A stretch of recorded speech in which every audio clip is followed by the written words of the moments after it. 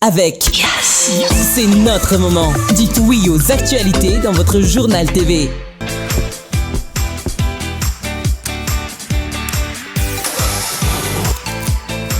De beaux projets pour des budgets serrés. Batimax, le partenaire des bons plans. Batimax, la qualité au meilleur prix. Manoltranao vaovao.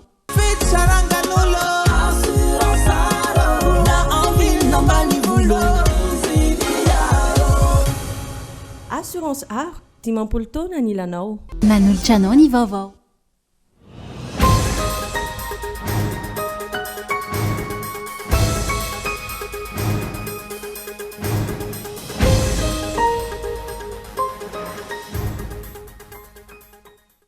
Daty manatantara ho antsika ny 10 aogositra 2026 ny takinany demokrasia izay feno 4 taona rahampitso raha izao fomba fitantanana sy ny fitondrana ny firenena tsy mahomby izao no mitohy ho avy ny fipoahana ara-tsosialy ka sanatria hiverina indray ve ny raha mandrika eto Madagasikara.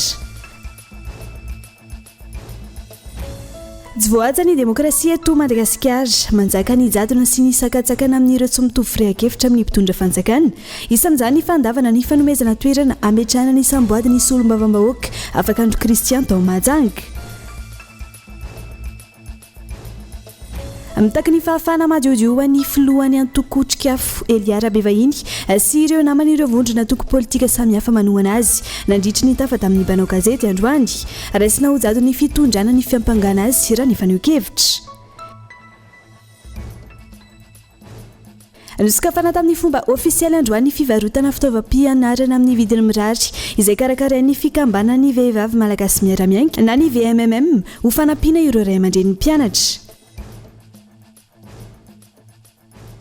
Any ivelany tsy anaingy velively ny famindrana ny faritany ho an'ny Rosia ny filoha Ukrainiana Volodymyr Zelensky na inona tapaka mandritry ny fiaonany eo amin'ny filoha Amerikana sy ny filoha Rosiana ny 12 aogositra ho avy izao ao Alaska raha ny nambarany ity farany ny antsipriandreo avy hatrany ary.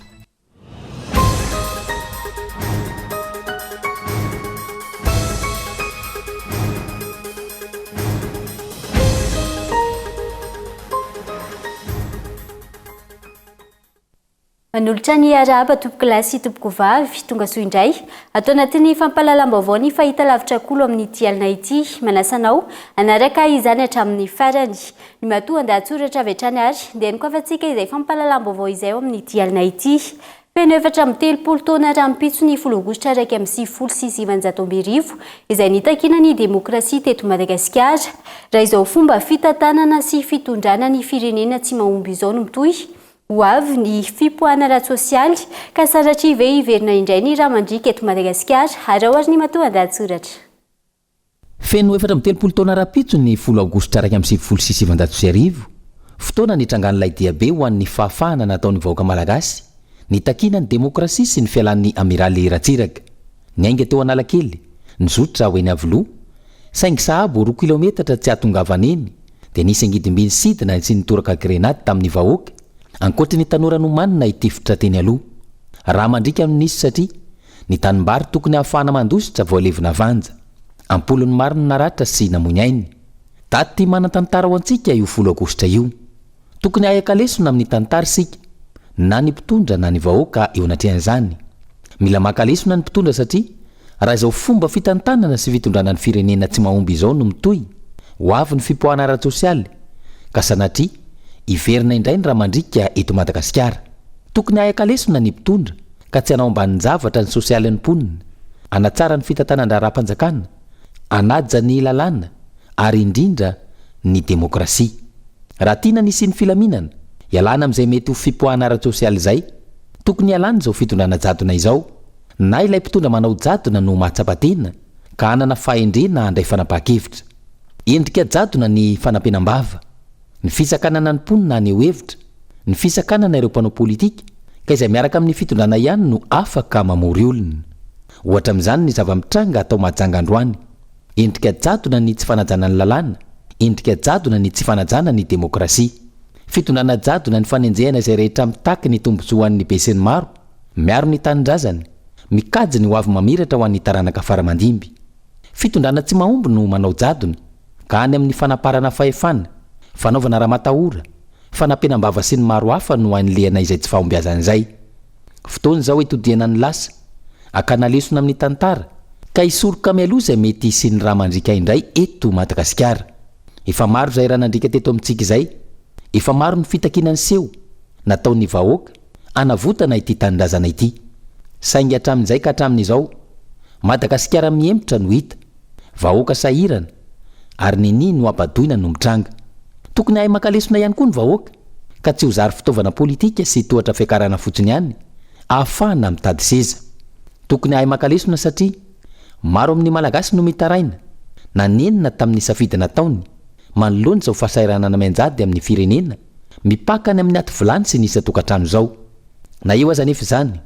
maro ireo manadino ka rehefa tolorana vary sy menaka miampy savony sy voamaina to manadino zany fijaliana sy fitarainana izany tokony ho tonga saina ny vahoaka ary tokony ahay mitsinjo lavitra tsy tokony ho verimaina ireo ady sy tolona nataon'ireo zokiolona sy ny razambe fahiny ny katsaka izay ahasoa ny taranaka aty aoriana fa tsy voaza ny demokrasia eto Madagasikara manjaka ny jadona tsy amin'ireo tsy mitovy firena politika amin'ny mpitondra fanjakana ankehitriny izany fandavana ny fanomezana toerana ny fametrahana ny samboady ny solombavambahoaka ny Mahajanga afaka andro Kristian tamin'ny ity androany ity fanadihadiana mikasika izay feno mpitandro ny filaminana ny lalana mankeny amin'ny tranon'ny solombavambahoaka afaka andro Kristian androany tontolo hatramin'ny maraina mandra-paharivany andro voasakantsakana tsy mahazo idiran'ireo mpiaradia aminy ny toeram-ponenany noho ny baiko midina amin'ny resaka fametrahana samboady fa maninona moa no antony antsakasakanana anazy amin'ny fametrahana samboadiny nefa ny zony tsy fahefany ny salotra an'izany samboadiny izany mandra-paoviana ty vahoaka malagasy ty firenena ty hoentina amin'ity tsindrano zolena ohatran'izao foana ny vahoaka maro anisa ty atao Mahajanga nandany azy dia aloha izay vahoaka anotrona azy andeha-kahalalana anolotra an'izany samboadiny izany andriamatoa député afakandro olona voafidim-bahoaka teto Mahajanga ary raha tsy diso izy mihitsy nazo voalohany tamin'ny fifidianana teto nefa amin'izao fotoana zao rehefa andeha metraka ny samboady tsy ekena sakasakanana nahoana re tompoko sakanana ny olona mba député de Madagasikara nefa noho izy tsy mitovy firena aminareo ve ny anaovana an'izany aiza ny demokrasia aiza ny tena fampandrosoana eto Mahajanga ahoana ny mpitondra eto Mahajanga amin'izao toerana zao mangataka tsy mahazo nefa ny sasany manao zay tiany atao dia manao daholo mba ahoana tsara ty fitondrantsika nyty Madagasikara ty zany ve natao demokrasia vahoaka anotrona azy andeha-kahalalana anolotra an'izany samboadiny izany andriamatoa député afakandro olona voafidim-bahoaka teto Mahajanga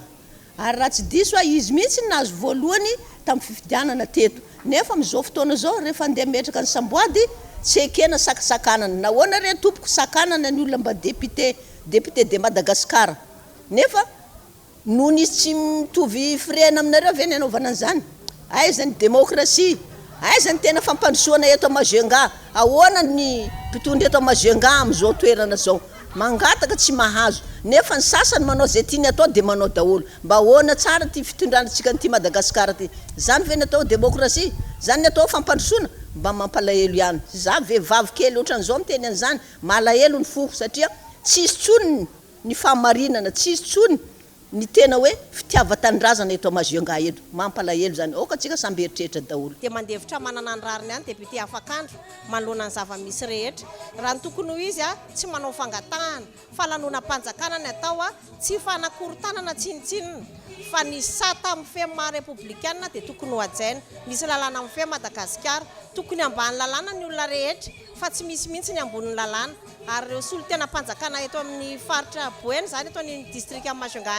dia tokony hanao modely ho an'ny vahoaka satria taratry ny fitondram-panjakana any amin'ny fohy be zany ka mahamenatra ihany raha Madagasikara milaza fa manana lalàna sy manaja ny demokrasia no manitsakitsaka ny zofototry ny vahoaka ohatr'izao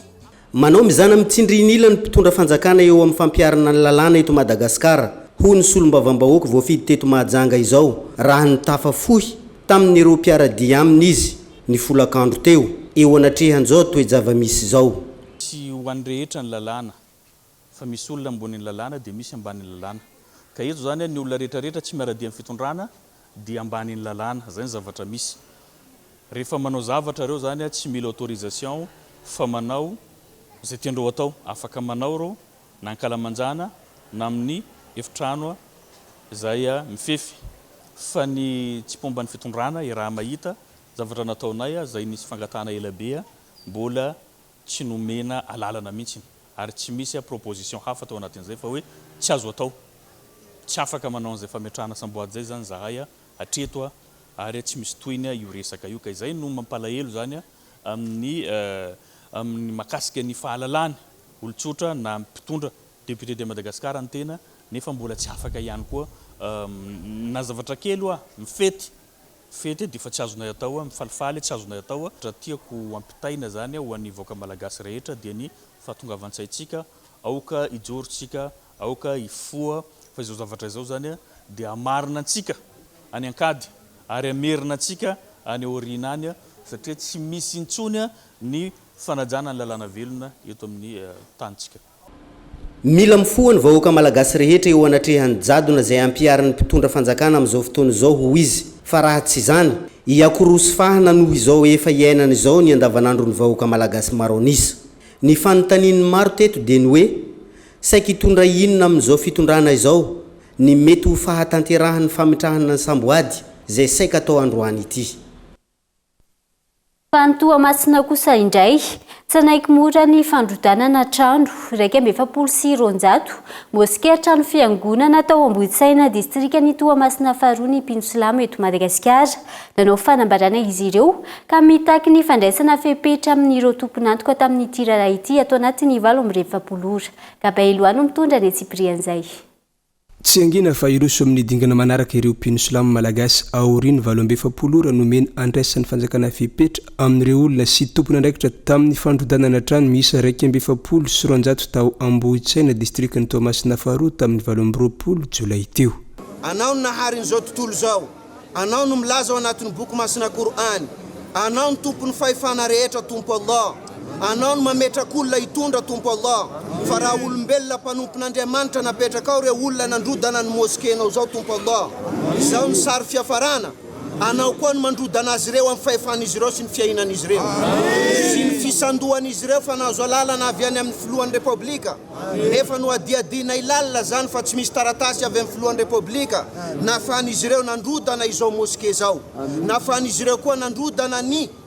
trano fivavahana ho an'ireo mpiray tandrazana aminay na dia kristiana izany. Raha fa narodan'izy ireo ny moskeny raha lahina eo Tamatavy dia narodan'izy ireo koa ny moskenay fa maharary ny fonay zay. Eto Madagasikara dia mporalahy ny finoana islamo manaitra ny fitondram-panjakana zahay handray fepetra aingana. Nanamafy ny teo anivon'ny bureau national ny fikambanan'ny islamo eto Madagasikara fa ara-dalàna ny fahazoan'izy ireo ny tany sy ny fanorenany an'ity moske narodana ity. Titre io tany io borne io tany io amin'ny anarany Madame Lissi ilay tompony tany ka raha fa niazona retina Madame Lissi dia niakatra nankany Fransa ny tsabotena dia nilaza tamin'ny fianakaviana izy hoe zanaka mpiandry aho zanaka mpivavaka aho ka ometsika andro finoana rehetra ny tany sy ometsika ny vahoaka. Mbola nanao taratasy koa Madame Lissi tany fanolorana ilay tany zany ho an'ny finoana islamo, ho an'ny finoana kristiana, ho an'ny perabelona malagasy. Dia tsy nipetraka teo ny finoana islamo fa nampahafantatra ireo namana rahavavy any Egypta ka nisy malala-tanana Egyptiana izay fe anatin'ny mikambana amin'ity islamo malagasy ity no nanome vola 650 millions nanorendrana izao fotodrafitrasa zao ara-dalàna. Ratsivina dia tamin'ny 4 ora maraina ny 7 jolay teo no nitrangana ilay fandrodanana trano tamin'ity tanàna ity, fandrodanana tsy nisy fampilazana miloha akory hoy ny fanazavana voaray. Vogasika tamin'izany fandrodanana zany ihany koa ny trano fiangonana kristiana misy roa sy moske iray antony tsy anekeny Peninsula vita mora ity raharaha ity. المقام يعملون وعفونا واغفر لنا وارحمنا انت مولانا فانصرنا على القوم الكافرين وعفونا واغفر لنا وارحمنا انت مولانا فانصرنا على القوم الكافرين اللهم انصرنا على القوم الكافرين والكافرات. Pamitaky ny fanafana madio ny filohany Antoko-Tsikafo Eliara Bevahiny sy ireo namany ny antoko politika maro samihafa manohana azy raha nitafa tamin'ny mpanao gazety tamin'ity androany ity. Namaly ny anjo vonjy ny ireo mponina hiarany tsindry sira matahora no nataony Eliara Bevahiny ho izy ireo ka raisina ho jadona izao ataony fitondram-panjakana ankehitriny izao. Fanady adina. lavina marindrany no ireo fiampanganany filohany antokotrikafo Eliara Bevahiny sy ireo namany hiony avy eo anivony antokotrikafo ny cellule de crise ary ny hery politika mitambatra tsy mitombona velovelo izy ireo ny fiampangana azy ho mpamatsy vola ny mpianatra ao amin'ny université ny Manday sy ireo mpiasan'ny jirama ary ny fanaovana atteinte à la sûreté de l'État ny fikasany andamina ny disadisa misy manoloana ny fampiororona ny mpanohitra ny tetika sabastoliage noho ny samborana azy raha ny fanazavana fitondrana jadona akatakinany ahafahany madio tsy lefitra izy ireo amin'ny tirara ity ho ireo vondrony antoko politika nalahelo tokoa izy amin'ny zavamisy tao amin'ireo resaka bastoliary io ary indrindra ny fisiny le hilifamono ataon'ny voromahery sy le poniny zay manohitra ny fisiny za bastoliary io tany atoerany zay ny atondiny any fa tsy anakorotana ny université zany tsy anakorotana zany jirama zany tsy fa andamina ny zavamisy io satria tany eviny io zay zavatra zay ve raha olona tia tanindrazana tiany misy azy de gadraina anoronana zao zavatra rehetra zao aiza moa ny ananany Rabevahiny président Eliara Bevahiny zany vola ovatsina amin'ny université ovatsina ny jirama tondra fitovidiana ho izy ny sasany aiza ny tany zany zay ohatra manohitrotra tsy manohitrotra tanindrazana manohitra tia tanindrazana rehetrarehetra de eo samborinareo daholo ataon'ny fanjakana mpitondra fotoana zao io efa tsy mitondra vahaolana tena mamany olana amin'ny raharaha bastoliara ny fitondram-panjakana ireo mijoro indray no hanaovana tsindry sy ramatahora voaososy tanteraka ny demokrasia sy ny fahalalahana maneho hevitra raha ny fanohan-kevitra hatrany satria ve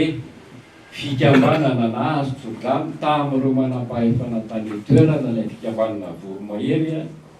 dia manao zay tiany ataony amin'ny fampirororam-poniny izany zavatra zany efa raha fikambanana fa efa paiky ambanoty fampanoteto zany tamin'ireo fitondrana ataoko hoe fadimy sasasasany tamin'ny fitondrana fadimy teto amintsika teto nahitana za zavatra zany dia mbola toizy ny teorina eny ao anatin'izay zavatra zay ary ny vaovao azo avy amin'ny olona maneho toerana ao anatin'izay dia ny hoe tsy lefitra zay ary tsy andoharika amin'io fa na iny no fipetraka ty zavatra tia dia tsy maintsy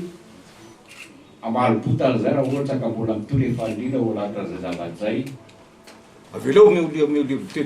d'expression zay hiteny hiresaka ahitanareo an'izany hoe olona efatra fotsiny voangon'ireo olon'ireo eo ambany fanaraha-maso ny fitsarana i Eliara Bevahiny sy ireo namany amin'izao fotoan'izao tsy mahazo mivoaka ny toliary izy ireo mandra-pahatonga ny fitsarana izay ho totosaina ny 12 aogositra ho avy izao fa tsy fisehosehoana fa vokatra azo tsapaitanana anatsara ny fiainam-bahoaka eto Madagasikara no ilain'ny vahoaka malagasy amin'izao fandraisana ny fionana tapony SADC eto amintsika izao ho ny mpanao politika naneho ny heviny tamin'ity androany ity ny tsy fahaiza mitanta ny mpitondra fanjakana ankehitriny izay hanaratsy endrika ny firenena amin'ny fitantanana ny SADC fanadihadiana miariary fa tsy misy afitsoka ny fitondrana razoelina amin'ny asa fampandrosoana ka mahatonga ny fahantrana lalina ankehitriny any amin'ny serasera sy fisehosehoana ivelana izy ireo no miady mafy manakona ny tsy fahombiazany ny reherehefa tratrihan'ny razoelina omaly fa izy no filoha hitantana ny SADC mandritry ny herintaona izay fandimbiasana ny fitantanana izany fa tsy fidina akory tsy misy vokatra azo tsapain'ny tanana sy fiatraikany mivantana any amin'ny fiainam-bahoaka ny fihetsiketsehana mahazatra ataon'ny fitondrana isaky ny mandray vahiny lavizao fa fandaniam-bola mpanjakana sy fanafenana fahantrana no misongadina efa lasa lavitra amin'ny fandrosoana isika raha ny fisehosehoany andrajoelina no tanteraka saingy mifanohitra amin'izany no misy ankehitriny ho ny avy eo anivony vovonana antso aminay dia tokony tsisy reharehany zany hoe iza no mitatana na iza no voafidy na inona no ataoko hoe pitsopitsony fa ny zava-dehibe dia hoe inona ny ady atao anatin'izany vonjana SADC zany hitondra inona ho an'ity fireneny ity so an'ny vahoaka malagasy zany ankehitriny aloha dia mbola tsy hita mivaingana satria raha ny ataoko hoe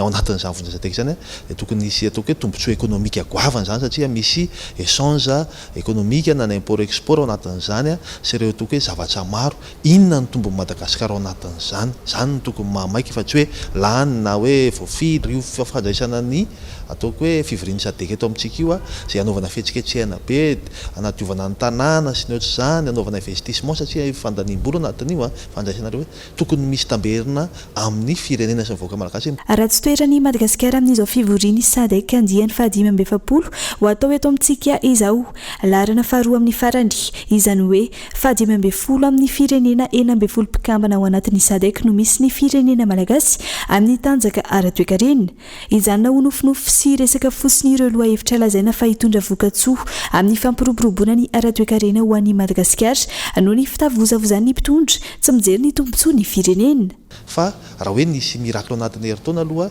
hitantsika fa Madagasikara nge aty amin'ny voalohany aty amin'ny rambony raha ataoko hoe filarana eo amin'izao tontolo izao ny amin'ny fahantrany ka raha hoe isy mirakla vetivety satria mitantana ny SADC nofy ihany zany ary tsika mila zay le izy mila tsy manonofo fa mila tena mipetraka amin'ny tany tonga hoe fa raha mbola ho ampiasaina ho amin'ny tombontsoa manokana ampiasaina ho amin'ny tombontsoa ny akamakama sy ny groupe d'intérêt fotsiny a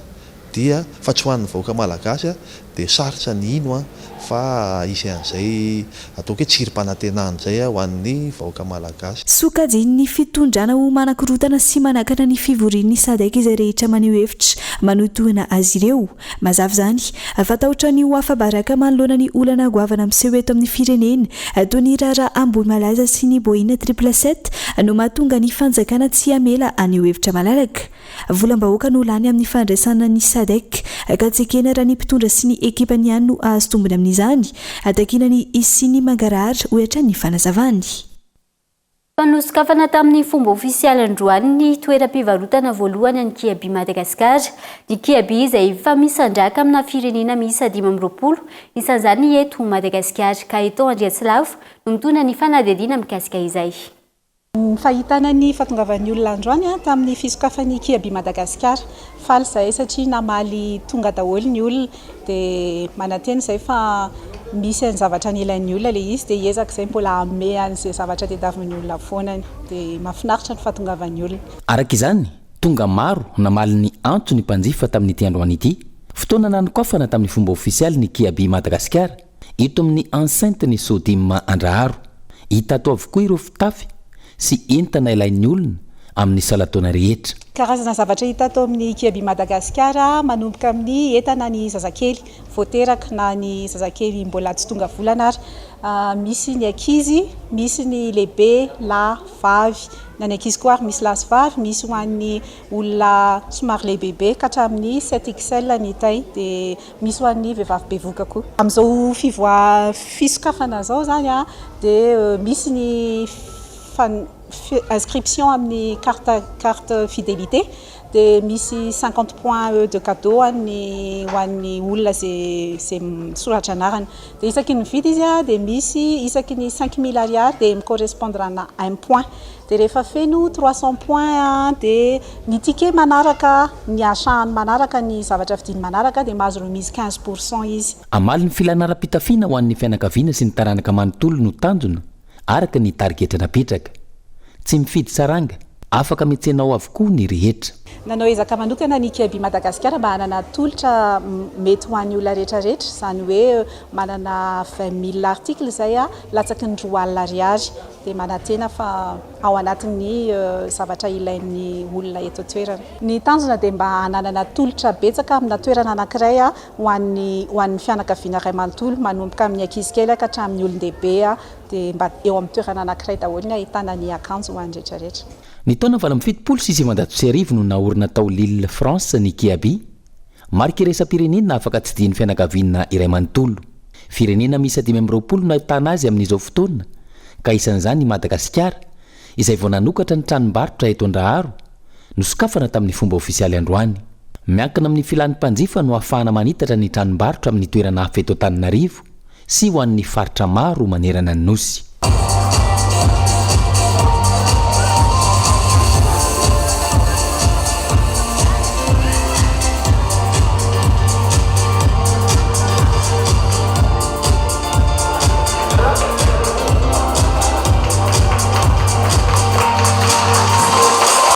Dia lafim-baovao ihany koa no entina miseto anatin'ny doka fohy. Aza misaraka aminay ary.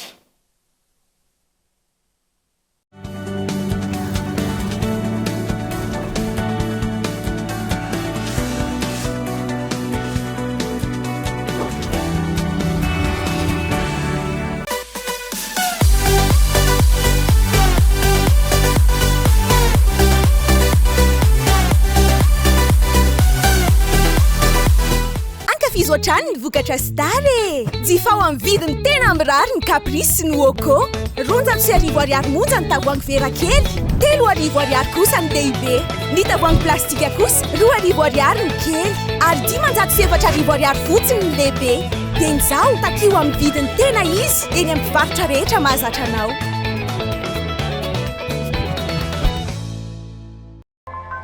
Midea, numéro 1 mondial en électroménager. Plusieurs milliers d'utilisateurs dans le monde font déjà confiance à Midea. Pourquoi pas vous? Vous recherchez le luxe, la technologie de pointe, l'innovation et surtout un prix très abordable. Midea, c'est la modernité, l'innovation et le luxe à un prix défiant toute concurrence. Midea, avec une très large gamme de petits et gros électroménagers,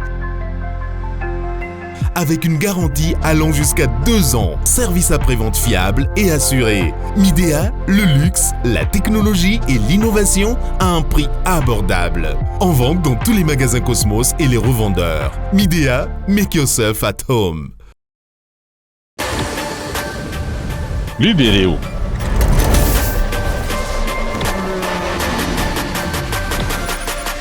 Menaka vilenta amin'ny vidiny sava be.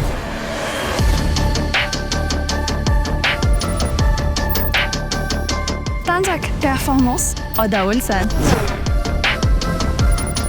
Tena mitaiza moteur ty lupie mampihena dépense. Premium Lube by Jovena, Lubérer la performance. Jovena, source d'énergie. Pour une carrosserie parfaite, optez pour El Mondes, la marque professionnelle de peinture automobile. Le mastic corrige les imperfections, la peinture garantit une tenue durable. Le vernis illumine et démarque votre voiture. Certifié et disponible auprès de vos points de vente habituels, El Mondes assure un résultat exceptionnel. Faites confiance à El Mondes.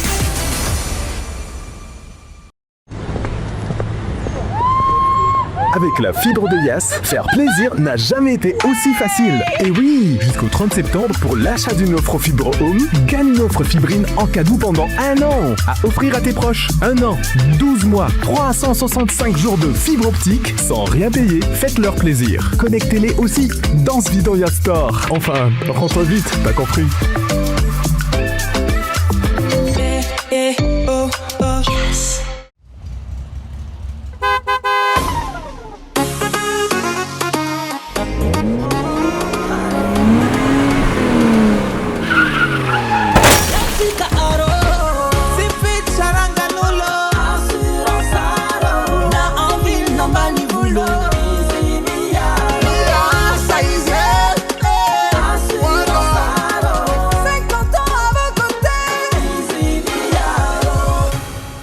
Assurance art, dimampolo taona ny ilanao. Sarobidy aminakà loatra la famille. Kely ny vente crédit mirindra io, za afaka magnamia zara ilendreo tantrano. Ya, tiany zava-maneno sakao. Nefa tsy nanana fahafanana ny anana instrument complet mihitsy amin'ny tapiky. Nefa androany, miaraka amin'ny rindra, tanteraka ny folofa. Nampivoatra ny fiainan'olona maro teto Madagasikara, vente crédit mirindra, arahinao. Miaraka amin'ny mirindra, tanteraka ny fikasanao.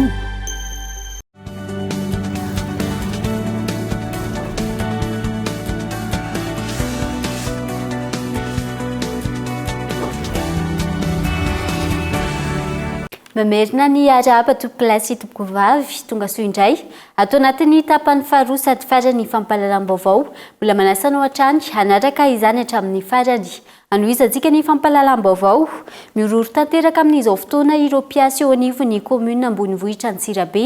no ny fampidirana amponja ny lefitra voalohany ben'ny tanàna atao an-toerana miamahazo vana ny antso-jay mahazo ireo mpiasa malona ny fitoriana ataon'ireo olona sasany noho ny ben'ny tanàna raha nitondra fanazavana mikasika izay Andry Nirina Randriamiarsoa Kolo Antsirabe. Malona ilay rararesaka fanasoniavana taratasy fanamariam-pahaterahana ana zaza voateraka iray izay navoasaringotra ny lefitra voalohany ben'ny tanàna teto amin'ny commune Ambonivohitra Antsirabe dia nanao antsoaviny ben'ny tanàna amin'ireo tompon'andraikitra ambony eto amin'ny firenena mba hijery manokana ity raharaha ity. Raha tsy ahivina dia ny faharoa amby roapolo ny volana Jolay 2020 sy 2020 teo no niakatra teo anivony Grand Pôle anticorruption na ny paky ity raharaha izay navoasaringotra ny lefitra voalohany ben'ny tanàna Antsirabe ity raha ny fanazavana azo dia fanasoniavana taratasy fanamariam-pahaterahana na kopiana zazateraka iray izay tsy zanak'ilay olona akory ilay misoratra amin'ilay kopy fa raha vaviny no misandoka ho reniny ary nosoniaviny ilay lefitra voalohany ben'ny tanàna izany avy eo ka nisy nytory ity farany ary dia niditra ponja fonjo maika raha ny fanazavany ben'ny tanàna namoaka kopia ny tetanivany fiadinan'ny tanàna dia miben'ny tanàna lefitra voalohany nanasonia ny kopia io tao anatin'izy io nefa dia nisy zavatra mifaringotra tsy tena le olona teraka fa rahavavy dia le rahavavy ny hafa no lasa nysandoka hoe renin'ilay zaza dia lasa tafasoratra tamin'ilay reny hafa dia lasa nahavoasaringotra ny ben'ny tanàna lefitra satria ilay sage-femme zany dia nahafantatra fa tsy ilay rahavavy io fa tsy ilay reniny ka rehefa andeha hiaran'ny sazy ilay sage-femme noho izay fanaovana fanahininy zay dia nanao an'ilay tenentsika hoe opposition izay ny procédure hoe rehefa misy manao opposition dia systématique tsy maintsy AMD le olona lasa andeha higadra amin'ny fahafantaran'ny olon-tsoatran'izany miandry fitsarana ilay fotoana hiandrasana fitsarana nefany tsy fantatra hoe afiriana fa hatreto aloha zany dia midy ihany ny ben'ny tanàna lefitra voalohany eo anatrehana izany rehetra izany dia nanambarany ben'ny tanàna fa lasa matahotra ireo mpiara-miasa aminy amin'ny fanasoniavana ireo taratasy-mpanjakana eo anivon'ity commune ambonivohitra Antsirabe ity amin'izao fotoana izao tsy misy intsony hoy izy ilay hoe autonomie administrative na ny fahaleovantena ara-pitantanana hatranga efa nisy ny ben'ny tanàna mahakasika ireo aretenany didy fampitsaharana izay mivoaka eo anivon'ny fiadidinan'ny tanàna indrindra fa amin'ireny fanondrenana tsy ara-dalàna ireny dia rehefa ampiarina izy ireny dia ireo tompona ndraikitra eo anivon'ny commune indray no misy mitory avy eo amin'izao fotoana izao na ireo namana mpiara-miasa ary matahotra na ny anaosony amin'ny asa ara-dalàna ary ohatra iray ihany koa reny fanondrenana eny ambony kanal na eny amin'ny toerana tsy tokony ahafahana manorina ireny dia misy ny karazana arrêté zay avoaka manao ampliation ny ataon'ny adjoint ary rehefa tanterahany reny fanalana olona eny amin'ny toerana tsy tokony anorenany reny mitsapasitazana dia toa tsy mipetraka le tenena hoe autonomie administrative ananan'ny commune ho fandaminana ny tanànany fa raha torian'olon-tsotra amin'ny anarany manokana le tompona andraikitra fa tsy amin'ny anaran'ny commune dia lasa sahirana kanefa dia fahefana eto anivon'ny commune zany mandamina ny tanàna zany matetika nahazahoana fanakianana hoe gaboraraka ny tanàna Antsirabe feno fanorenana eny ambony kanal eny amin'ny toerana tsy tokony anorenana kanefa rehefa mandray andraikitra indray dia lasa hiarany zavatra toy izany ireo tompona andraikitra ka dia anaovana antsoafo amin'ireo tompona andraikitra rehetra mba hijery zava-misy miatra amin'ny namana mpiara-miasa eto anivon'ny fiadinan'ny tanàna zany zay iverina fa tsy rariny ary tsy araka ny tokony ho izy araka izany dia manao antsoaviny ben'ny tanàna ny commune ambonivohitra Antsirabe mahakasika ity raharaha resaka fanasoniavana fanamariam-pahaterahana na voasaringotra ny lefitra voalohany ben'ny tanàna ity ka napiditra ponja avy hatrany ity farany fa ho fanamainvanana ny fahasahiranany ireo ray aman-dreny mpianatra amin'izao fanomanana ny fidirany mpianatra izao nosokafana tamin'ny fomba ofisialy androany ny fivarotana fitaovam-pianarana amin'ny vidy mirary izay karakarainy fikambanany vehivavy malagasy miara-miaingana ny VMMM isan'ny sitraka izany voalohany tamin'ity androany ity ny tetsy Antanjombato fanadihadina mikasika izay hoentiny Irina Fitiavana Malona ny fahasahiranana mianjady amin'ireo ray aman-dreny mpianatra amin'izao iray volana latsaka tsy ditra ny taom-pianarana vaovao izao nosokafana tamin'ny fomba ofisialy androany tao amin'ny commune Tanjombato ny fivarotana fitaovam-pianarana amin'ny vidy mirary izay karakarainy fikambanana vehivavy malagasy miara-miaingana ny VMMM etsika izay manampibetsaka ireo ray aman-dreny indrindra amin'izao falafosany fitaovam-pianarana izao somary latsaka kokoa noho ny any an-tsena aloha ny eto e izay no tonga anay nanangonangona ny sisasisa teto fa latsadatsaka kely izy noho ny any an-tsena R9 zao ny cahier ohatra ity any an-tsena dia eto izy 4,000 R4,000 tongava mividy eto fa mora nge mora azo ranana misy différence kely zany izy raha miolotra amin'ny anina tokony hoe raha mahazo cahier ohatra ny anay zao ankizy telo raha mahazo cahier 10 ihany dia tokony mahazo 7 na 9 aty fa dehibe ho an'ny ray aman-dreny mpianatra amin'izao fidiran'ny mpianatra izao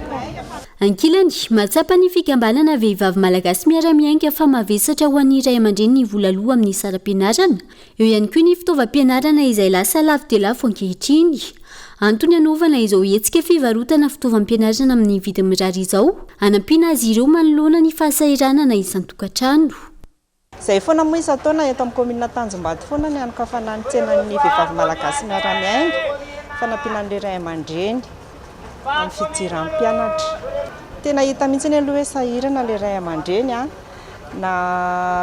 satria zao mbola andoha droit zay daholo moa ny teny ray aman-dreny mbola andoha droit aloha dia zay vao mividy fitaovana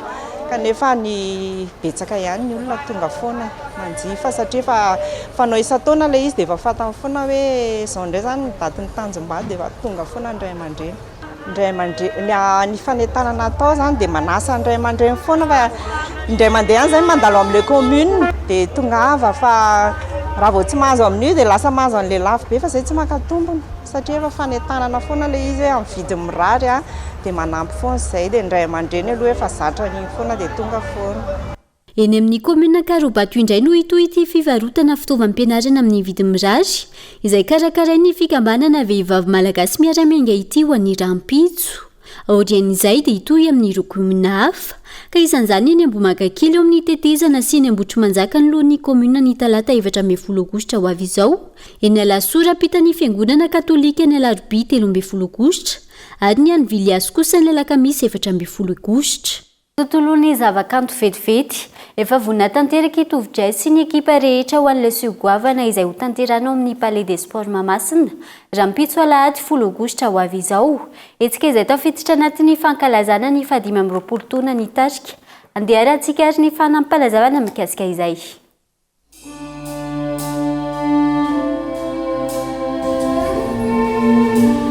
Miarabantsika rehetrarehetra miditra amin'ny herinandro farany isika zao alohan'ny amin'ny lahady azadino le fotoana alahady izy io 10 août 2025 manomboka amin'ny 3 ora tolakandro efa anatin'ny fanomanana tanteraka izay efa anatin'ny ketrika faraparany mba ahafahana manome zavatra mahafinaritra zavatra tsara ho antsika rehetrarehetra 25 ans de scène le resaka io donc ny zavatra rehetra ho hitanareo dia fofihana ao anatin'izay hoe 25 ans de scène zay ireo hira rehetrarehetra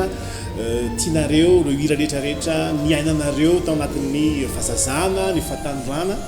ka dia miandry antsika fa io fotoana anankiray tovy-dray tsy dia miseho matetika ao anatin'ny fampisehoana indrindra amin'izao indrindra andro atoandro fa dia arareo tio fotoana io tsy fahoten'izao ny tapakily raha mbola tsy nahazo.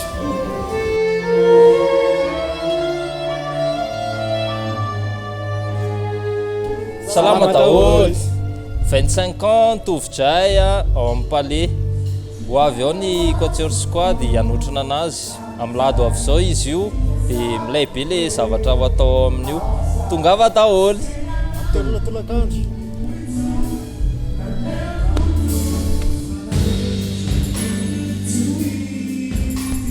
Tovy-dray 25 ans de scène zahay moa dia tarika divin manisy bloda na 20 dia misy ankizy ekipa maromaro miaraka aminay ho avy ao zahay andia amin'ny fotoana io satria zahay anisany nanamarika ny 15 taona ny ran'ny tovy-dray divin zany anisany mbola natoa ohatra zao anay nampivelatra anay dia zao zay faly fier zay mandrotra zavatra mahafinaritra be anareo tafaraka indray zay ao amin'ny Palais des Sports fotoana atsika 25e anniversaire zany amin'ny 3 ora azany.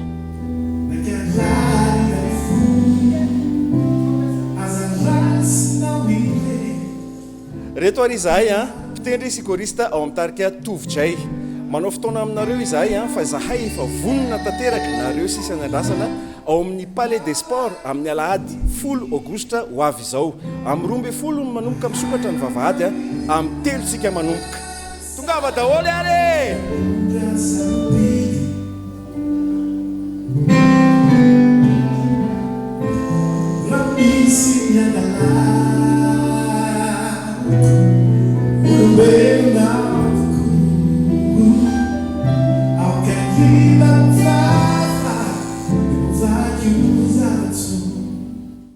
efa vonina hiakatsihatra eny Antsahamanitra rapitso ihany koa ny tarika repika ho ny mpikarakarany hetsika tsy ho latsa-danja amin'ireo fampisehoana lehibe efa notanterana hatramin'izay ity indray mitoraka ity ho ireo mpikambana anatin'ny tarika repika. Andeha arahantsika ihany koa ny fanadihadiana mikasika izay.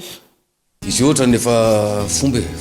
ataontsika hoe fomba anankiray atao Madagasikara hoe indray mandeha isa-taona miaraka amin'ny Lax Production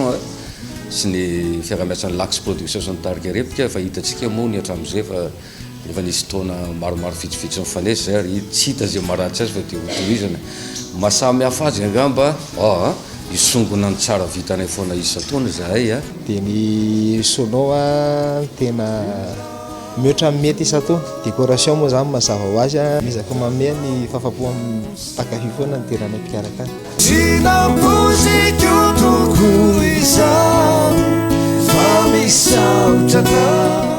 Angam-piarahamonina kosa indray Ramatoa iray sy ny sakaiza no niara ny fitsaram-bahoaka tany Toamasina no ny fanafenana ankizivavy miisa 7 tsy ampy taona tao an-tranon'izy ireo. Voalaza fanam-panaovana horonan-tsary mamofady ireo zaza tsy ampy taona ireo ary nokaramain'izy ireo vola 2 alina ariary. Erino Lazafermanana Kolo Toamasina. Ny alakamisy ariva tokony tamin'ny 4 ora sy sasany no nanomboka tsy hita ireto zazavavy roa ireto rehefa nilalao teo ivelan'ny fefy. Tapitra noteteziny ray aman-dreniny avokoa ny fokotany mifanila-bodirindrina rehetra tonga ihany ny tamin'ny 7 ora alina fa tsy mbola hita. Dia farany dia nainga amin'izay zany zay soka sofili tamin'ny 24 taona taketo dia tsy hita le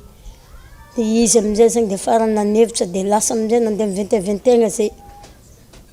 dia ndeha tady ananjy akany fa sao dia mba hita amin'ny fokotany tany dia nainga dia mbola lavitra zany zay marigny sasaoalalolona maresaka miteny dia nenagnantona zay dia navelany ny soka sofili dia teo amin'izay zany zay nahita olona mivory betsaka be dia nanontany hoe ino akato o misy zaza nafen'olona ko misy 7 zagnony dia zavagna me nitsofoka zay mitragno etazy kakazo dia tsonga le zamadinika 7 hitany sasany nitsoaka nilefa nitsangana zamadinika nikikika nitomagny le olona raika le viaviny natsinika anjare tako mbola tako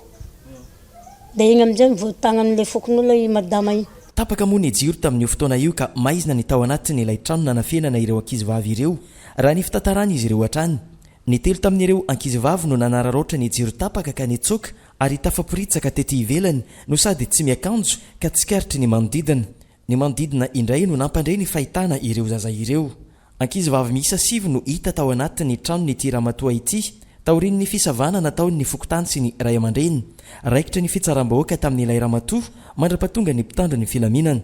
Nilaza moa ireto ankizy tsy ampy taona ireto fa naborida nilay Ramatoa izy ireo ary nasaina nanao fietsika mamoafady no sady nalaina sary tamin'ny finday. Zay nitaola takeky nitaola dineta tany nahitako anao takeny zay dia avy amin'izay zay ozinjareo anao fa misy arary dia nagnaka zay dia nandeha dia miborida ozinjareo dia nandeha fogna zay ozinay andeha ody ya zareo tsy niteny dia ozinareo andao fa misy raha andao oziny agnaraka nefa misy raha tournay anay misy raha tournay anareo oziny atiky dia nandeha zay fa mberina iny zany dia tonga tamin'ny escalier takeny zay iny ozinjareo iboridina iny ozinjareo zany dia lagna sary zay ozinay tsy agnano an'izany fa zay betin'olona dia andeha ody zany zay tsikanjareo raha efa nafodinjareo ya dia le vavahady faharoa koa nafodinjareo dia nakatonjareo dia avangony amina chargeur zay raha tsy miboridina dia na hoe meny totondry dia tsy maintsy nagnano indray mokony zay satria izy nataotra zay izy moko mbola zokinay dia tsy resinay tsy maintsy nataonay fogna le raha io dia asainjareo miboridina dia asainjareo misabakaka be tongotra dia alainjareo sary dia mipetraka dia magnanika ambony seza zany dia karaha misarisary mamodina ambony seza igny akeo sainy mandio ny tegna matohitohy dia mandio magnanika mitrana karan'iny tongotra dia mandeha amin'izay tsy zay tsisy raha sarotra be raha ampianananay dia niala zay dia fangony ndraikany zay koa amin'ny andeha ho tsikeny. Sary sy horonan-tsary mihetsika mamoafady maro tsy tamboisaina no tratra tao anatin'ny finday ny Ramatoa ity sy ny sakaizany. Isany hita tao ny horonan-tsary miboridann'izy roa vavy ireto. Tsy mbola voalaza kosa nefa ilay tambajotra tseratsera anapariana ireo sary mamoafady ireo sy ny mpanjifa azy na eto Madagasikara ihany na any ivelany. eo amin'ny maresaka iraisam-pirenena kosa indray tsy anaiky velively ny famindrana ny faritany ho an'ny Rosia ny filoha Ukrainiana Volodymyr Zelensky na inona tapaka mandritra ny fionana eo amin'ny filoha Amerikana sy ny filoha Rosiana izay ho tanterana ny 15 Aogositra ho avy izao ao Alaska nambarany ity farany ny 20 ny tany ao Ukraina izay tsy hivina fa saika fa ambany fifehezany Rosia avokoa amin'izao fotoana. Dia maresaka avy any ivelany ihany koa tompoko lahy sy tompoko vavy no manakatona ny fampahalalam-baovao tamin'ity alina ity ankasitrana feno ianao nanaraka izany hatramin'ny farany veloma mandrapitafary ho amin'ny rampitso indray.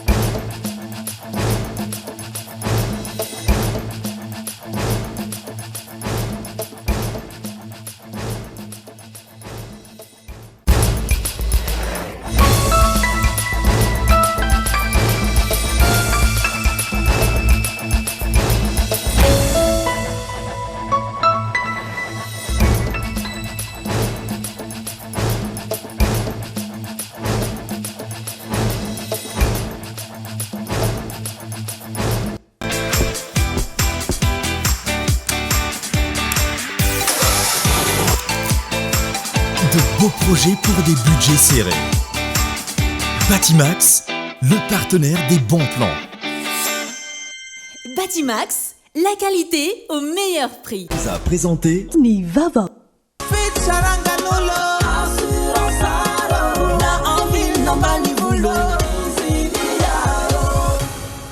Assurance Art, Timampolto Nanilanao. Vous a présenté Nivava. Avec Yassi, c'est notre moment. Dites oui aux actualités dans votre journal TV.